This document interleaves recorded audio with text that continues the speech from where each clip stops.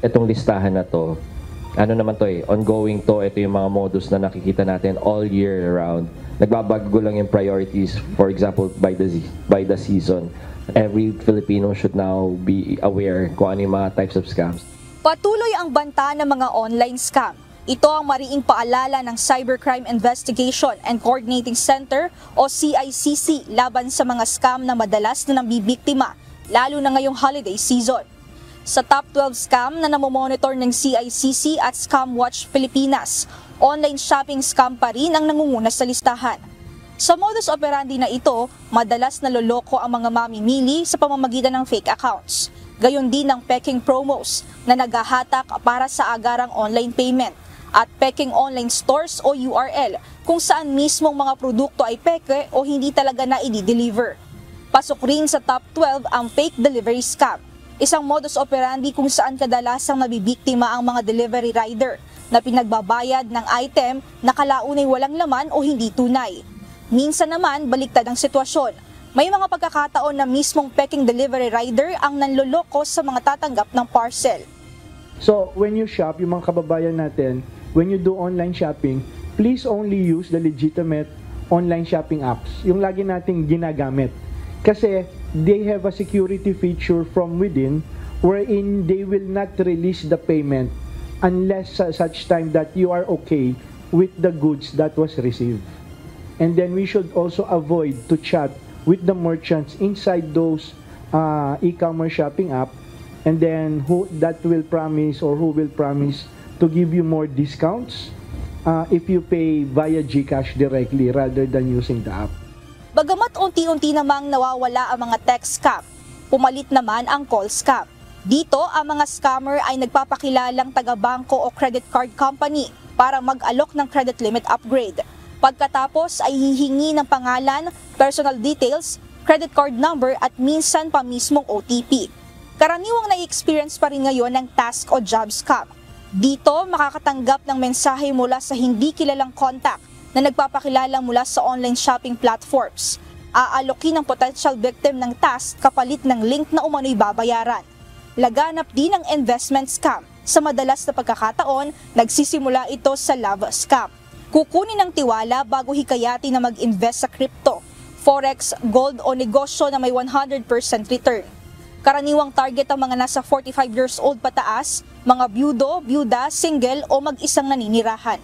Tatandaan natin, kapag any financial investment, okay, it's not enough that they showed you a SEC license, a SEC registration of the company that they represent. But they also need to show you a secondary license because SEC are requiring a secondary license for any investment company bago sila ma-approve. And you can also use Check with SEC app, okay? Just type the name of the company. Pag lumabas, registered siya, di ba? Kailangan meron pa siyang secondary license. Samantala, ang loan scam, lalo pang nag-e-evolve ngayon. May mga online lending apps na madaling magpautang pero may sobrang taas na interes. Kapansin-pansin na wala ito sa Google App o Play Store, kundi downloadable lang via link sa kanilang website. Dito hinihingi ng contacts at nang haharas kapag hindi makabayad. Minsan pa peke ang kaibigan o kamag-anak na mag-aalok ng loan. Talamak din ngayon ang impersonation scam kung saan hina-hijack ang Facebook account at magpapanggap na kaibigan o kamag-anak para humingi ng emergency loan sa Messenger. Dumadami rin ang travel scam, lalo na sa kasagsagan ng holiday trips.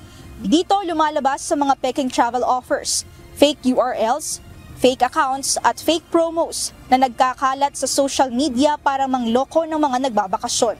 Sa panahon naman ng kalamidad, lumalaganap rin ang charity scam, peking solicitation mula sa fake NGO, fake DSWD o fake charity post. Sinasamantala ng mga scammer ang season of giving, kaya pinag-iingat ang publiko na huwag basta magpadala ng pera. Kasama rin sa top 12 ang middleman scam kung saan may magpapanggap na trusted intermediary sa buyer at seller. Kokontrolin ang transaksyon at ang bayad at pagkatapos ay biglang mawawala bitbit ang pera o item.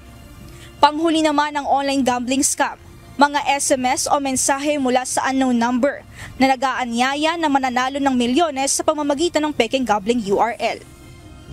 Kaya naman muling paalala ng CICC sa publiko kung may namomonitor na kahina-hinalang transaksyon o di kaya na may posibleng scam, i-report agad dahil ayon sa ahensya, malaking tulong ang agad na pagsusumbong upang kanilang matrack, ma-verify at agad na maaksyonan ng mga kaso.